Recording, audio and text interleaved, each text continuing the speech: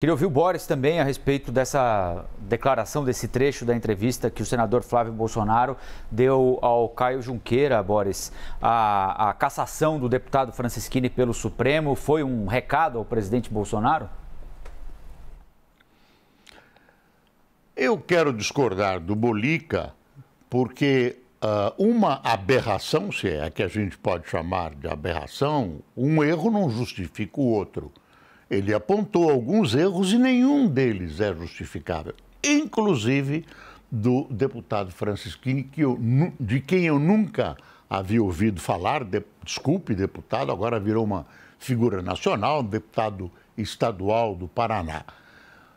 O Supremo resolveu mandar um recado e puniu, aí, para ser de maneira exemplar, o que o deputado Francisquini fez.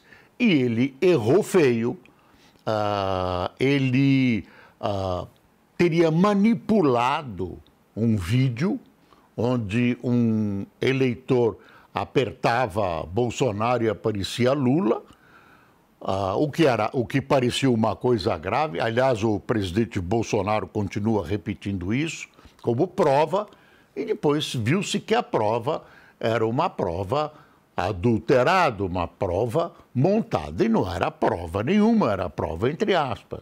Então, realmente ele errou e, por isso, merecia ser punido, enquadrado dentro da lei.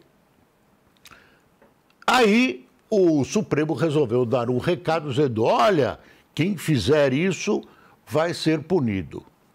E aí que tem a divergência, viu, Molica? É o seguinte: claro que se tem, não ao clamor público, não pode dar atenção ao clamor público. Você tem alguns júris, por exemplo, que são até transferidos de cidade, porque o ruído da cidade prejudica a decisão dos jurados. Enfim, tem toda uma questão no judiciário de não aceitar esse clamor público para ficar dentro da lei.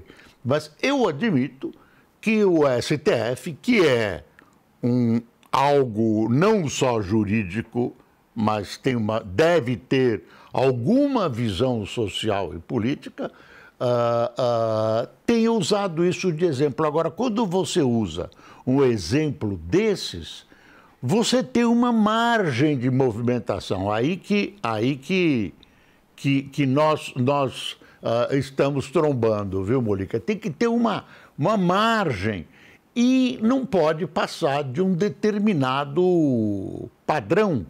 Por exemplo, se a lei diz não, eu vou usar um exemplo crasso, se a lei diz não, o tribunal não pode virar e dizer sim. Ele pode dizer: olha, não, porém, aqui dá uma escapadinha e tal. Mas dentro de um determinado limite. E nesse caso, o deputado acabou pagando o pato. Ele acabou pagando o pato porque ele acabou sendo vitimado por essa tentativa do Supremo de dar isso como exemplo. É bom a gente saber que por trás de tudo isso não começa com o deputado, já vem com as declarações do presidente Bolsonaro. Tem a briga por trás disso, a briga do ministro Alexandre de Moraes com o presidente Bolsonaro.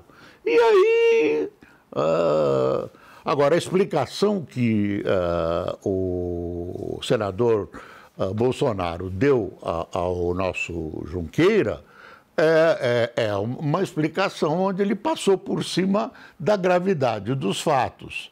Agora, sob o aspecto meramente jurídico, eu não sou jurista, mas eu ouvi juristas a respeito, o Francisquini está sendo vítima de toda essa história. Está sendo vítima desse momento político que eu acho que o tribunal se excedeu. Ele tinha que ser punido, mas a punição foi exagerada e não consta da lei. Não há nenhuma lei que prevê esse tipo de fato, aí o tribunal se defende, diz um monte de coisas, então, mas não havia nenhuma lei que conseguisse prever, que fizesse a previsão de uma punição desse tipo. Então, preciso olhar esse fato com aí o tribunal não vai voltar atrás. Não, nós erramos. Sim, senhor. Se bem que, no caso do Lula, resolveu voltar atrás. Imagine, no caso da Lava Jato, todas as instâncias foram ouvidas e chancelaram as decisões de Sérgio Moro. E depois descobriram que as coisas eram nulas. Eu não sei que fator que, de repente... Enfim, é isso, Rafael.